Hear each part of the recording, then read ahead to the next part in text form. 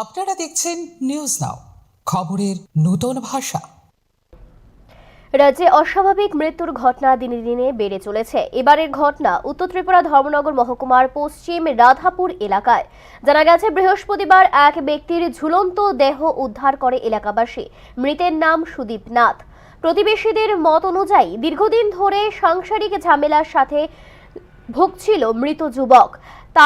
তার ফলে সে আত্মহননের পথ বেছে নিয়েছে। ঘটনাস্থলে গিয়ে পুলিশ একটি অস্বাভাবিক মৃত্যুর ঘটনা হিসেবে তদন্ত শুরু করেছে। ঘটনায় শোকস্তব্ধ এলাকাবাসী।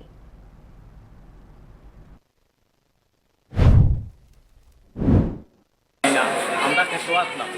আমি খেতে থাকি আইছি আইয়া কান্টার প্রতি কাম করিয়া আমি গাড়ি উড়ি মুঠিয়া আমার ছোটো ছেলে স্কুলে যাইতো, বড় ছেলে স্কুলে যাইতো, রেডি হয়েছে। রেডি হইয়া ছোটো ছেলে খালি বাথরুমে যাইতো, বাথরুমটা করিয়া আইয়া স্নান করি স্নান করিয়া স্কুলে যাইতো। ও ছোটো ছেলে গিয়া দেখে ও মাগো